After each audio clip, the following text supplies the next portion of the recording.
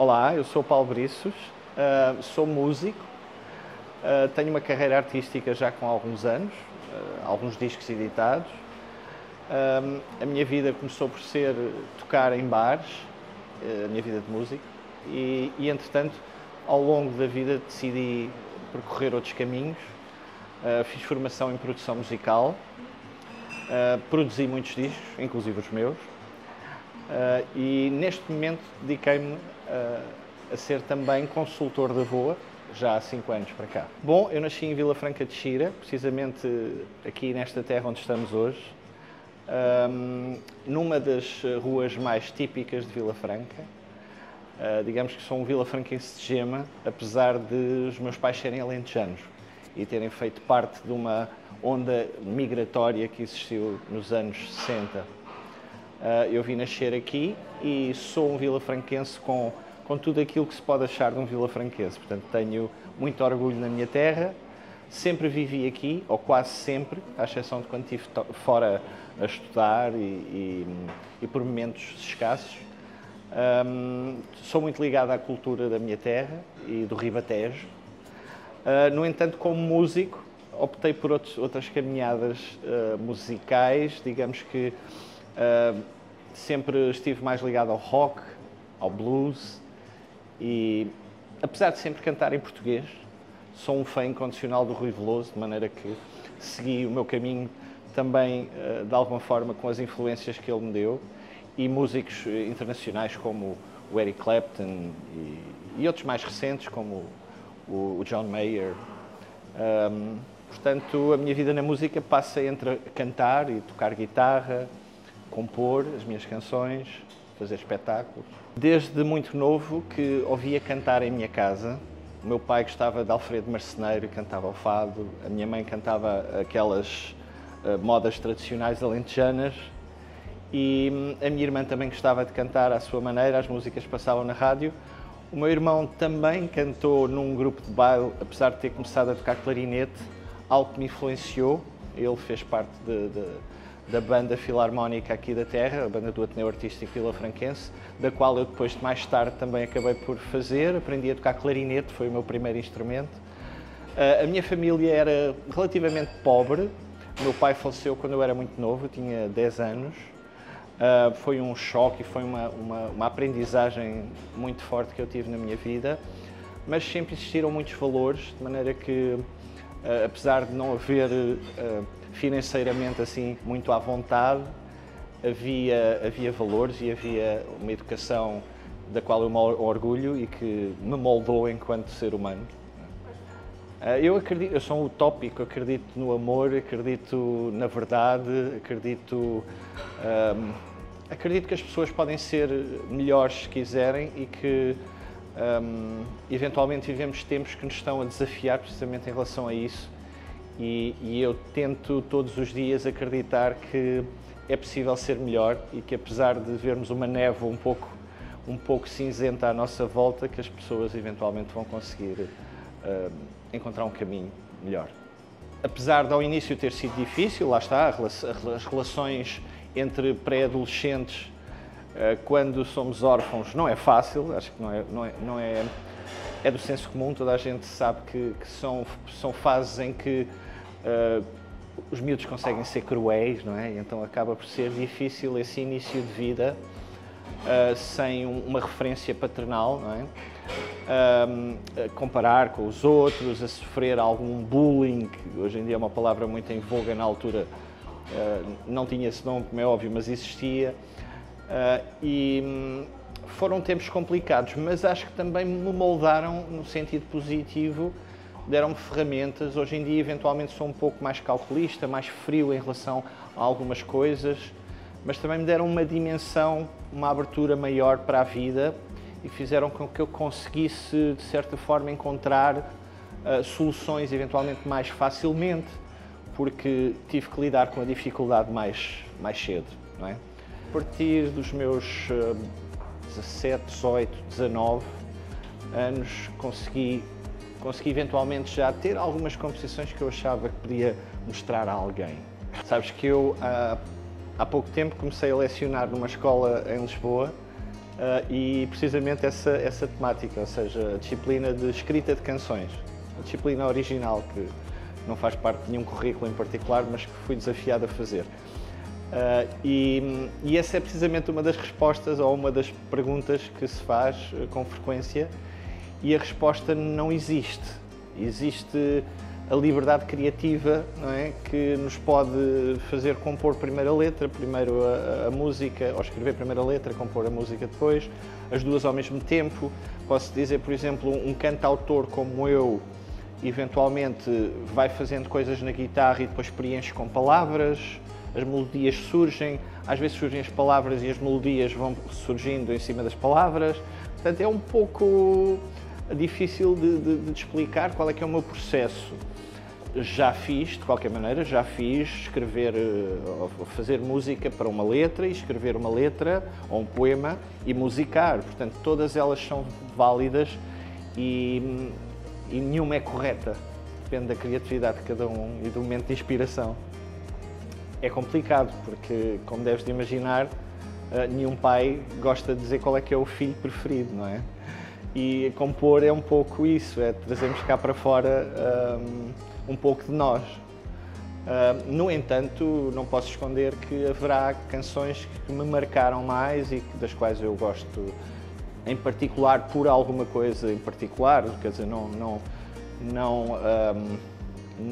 querendo ser demasiado específico, até porque iria falar de questões técnicas que às vezes influenciam também os resultados finais, porque uma canção não é só a sua composição e a sua gênese, pode ser a sua produção, o envolvimento, o resultado final, aquilo que saiu depois em disco. Não tenho facilidade em dizer, mas num disco de 2016, que nem lancei em nome próprio, ao qual lancei com um grupo de colegas aos quais chamamos Brícios Conselheiros de Estrada. Esse disco chama-se Depois do Fim do Mundo. Há dois temas que eu gosto em particular e tenho pena até que não tenham sido mais conhecidos, porque esse álbum acabou por não ser muito divulgado.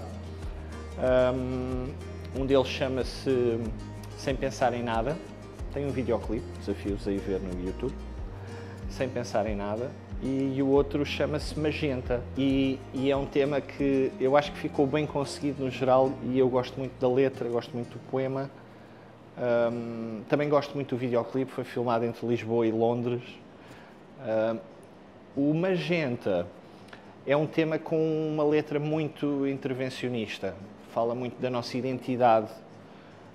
Fiz inclusive um pouco de pesquisa histórica acerca da nossa identidade, da nossa bandeira. Aliás, o tema fala em particular da nossa bandeira e daquilo que é a identidade portuguesa.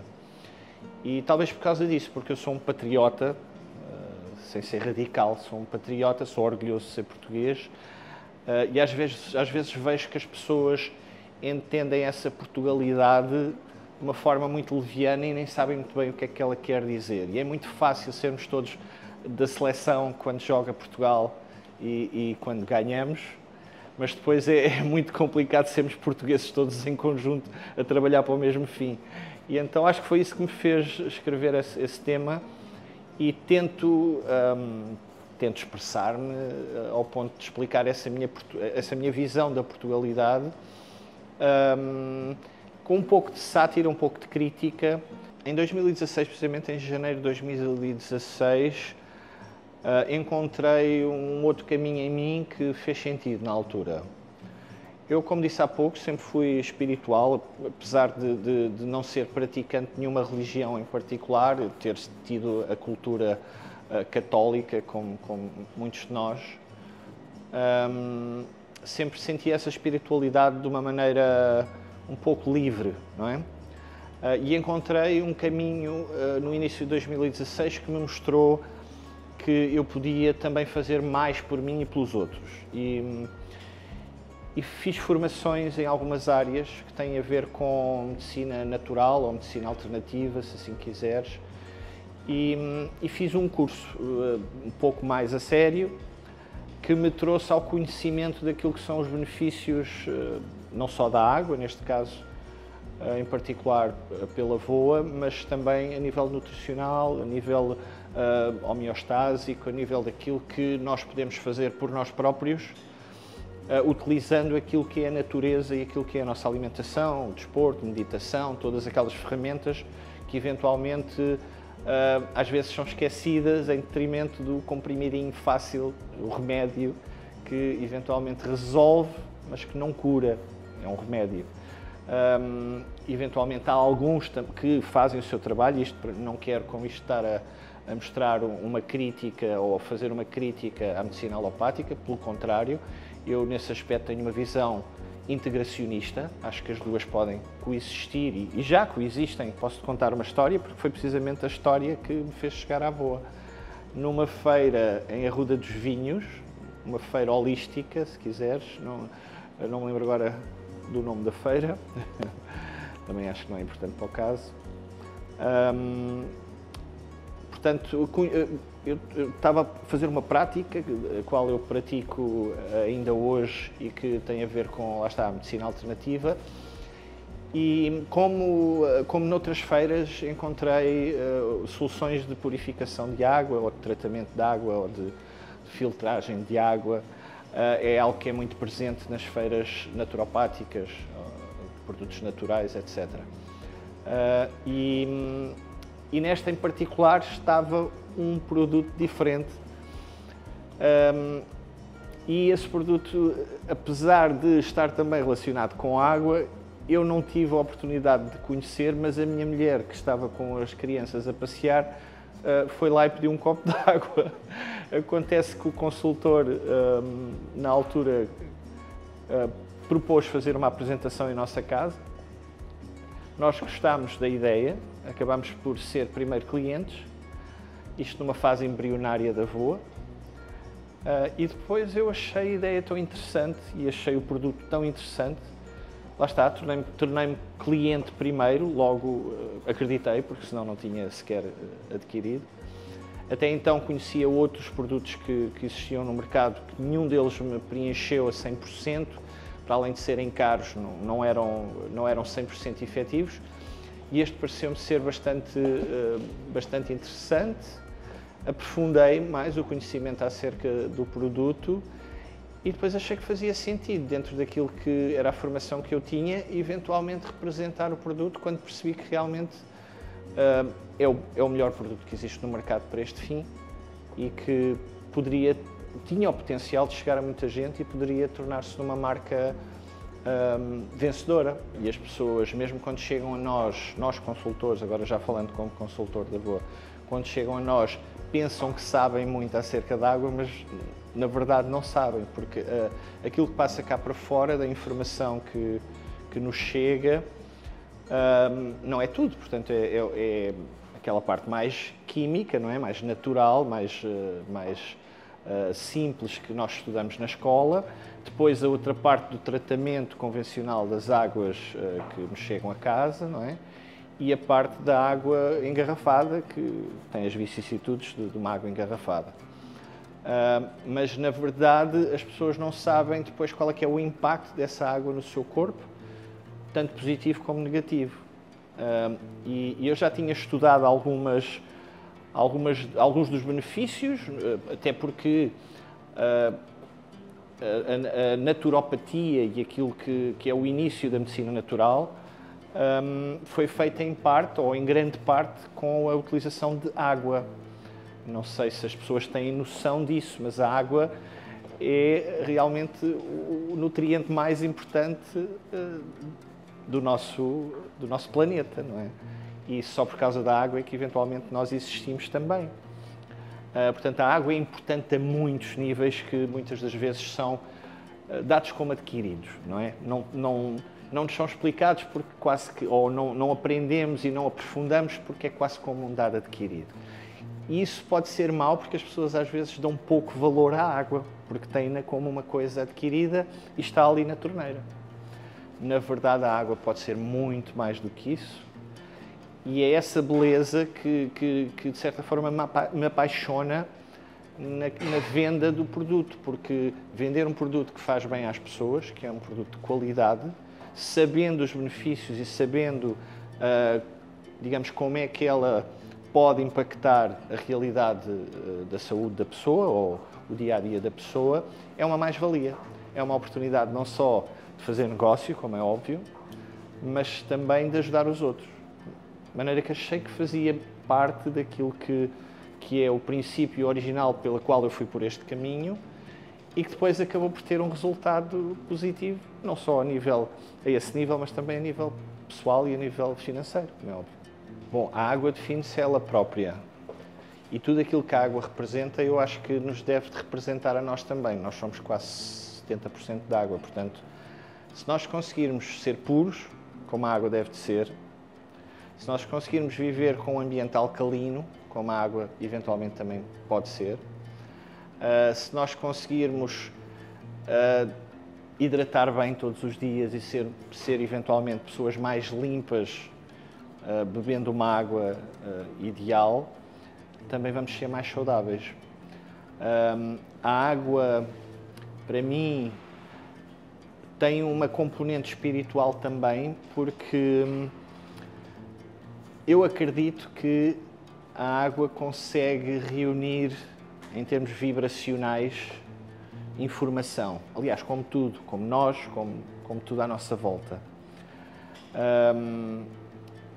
E como nós somos 70%, quase 70% de água, e o planeta é maioritariamente água, nós com os nossos pensamentos e com a nossa energia, eventualmente também conseguimos influenciar essa água e ela consegue nos influenciar a nós. De maneira que essa pureza e essa energia que a água pode ter é, digamos que, o nosso espelho, ou nós somos o espelho da água também, porque acho que não somos divisíveis, não é? Não sei se respondi, se calhar foi complexo a responder. Posso dizer que 90% ou quase 90% das pessoas que adquirem um equipamento da VOA são clientes satisfeitos. Não estou a dizer 90%, mas eventualmente é mais. Não consigo precisar, porque na verdade não existe muita insatisfação, digamos, ou não existe satisfação quase nenhuma, são raros os casos. De maneira que aquilo que eu tenho de feedback é que as pessoas, ao fazerem esta mudança, depois não têm vontade nenhuma de voltar atrás ou de ir para outra solução. São raros os casos em que isso acontece. Porque os benefícios, sentem-se os benefícios não só da sustentabilidade de ter uma tecnologia destas em casa e terminar com o consumo do plástico, da água engarrafada, o facto de terem ali uma fonte de água à semelhança de uma água da natureza, ideal para a nossa saúde, pronta a servir para qualquer fim, para beber, para lavar os alimentos, para cozinhar, acaba por ser algo que vai preencher as necessidades das pessoas. Então, lá está, não tenho quase que referências de pessoas que depois de terem o equipamento sintam necessidade de mudar ou voltar atrás. Tenho um exemplo de uma cliente em particular que fez um aluguer de um equipamento, vivia sozinha, para ela achou que era suficiente e lá está. A nossa solução de aluguer do equipamento Apollo acaba por encaixar bem nesse tipo de cliente que não quer fazer um compromisso ou não pode até fazer um compromisso muito, digamos que, muito grande a nível financeiro e que convive bem com o aluguer. E a senhora transportava imensos garrafões, não vou dizer da marca, mas de uma marca de água muito conhecida, e porque bebia muita água, porque tinha tido um desafio de saúde e que tinha essa indicação de consumir muita água alcalina. E acontece que, quando a senhora falou comigo, não tinha consciência da diferença que ia ser em termos financeiros, em termos de incorporação do equipamento em casa, mas quando percebeu o que era e fez o compromisso, lá está, fez contas rapidamente e disse: não, isto é a melhor solução para mim. E atenção, a pessoa sozinha, não é? Há pessoas que são há grupos familiares que eventualmente não se dão ao trabalho de fazer essas contas. Essa senhora fez as contas e disse: não, isso para mim vai-me sair mais barato. Eu prefiro ter a solução da VOA. E essa senhora tinha tido um desafio de saúde e neste momento continua a ser nossa cliente e é uma cliente super satisfeita que não deixa de mandar as suas mensagens de vez em quando a agradecer porque a vida dela mudou, não só em termos logísticos, não é? Deixou de acartar os garrafões, mas sente-se melhor porque tem uma água ali em casa de qualidade. Outra história que eu te posso contar que é muito frequente acontecer, as pessoas quando chegam a nós vêm com o intuito de ter uma água de qualidade e alcalina, algumas delas já com essa consciência, já muitas, cada vez mais, mas quando ouvem falar de água alcalina têm um preconceito, acham que a água alcalina tem um sabor específico e como a água na realidade não deve ter sabor, não é? Ou pelo menos a natureza, se for uma água equilibrada, não deve ter sabor, chega muitas vezes pessoas a dizer mas eu não gosto de água alcalina porque tem o sabor X. E temos que desmistificar e realmente comprovar à pessoa que a nossa água, apesar de ser alcalina, não tem esse sabor. Para mim, viver com propósito é conseguir ser equilibrado ao ponto de lá está, conseguir ter em todas as áreas da nossa vida um certo equilíbrio, tanto espiritual como físico, como mental, e o propósito é tentar estar bem com ele próprio, para mim, aquilo que eu acho que deve de ser o propósito é estar bem comigo e estar bem com os outros. E com o ambiente também.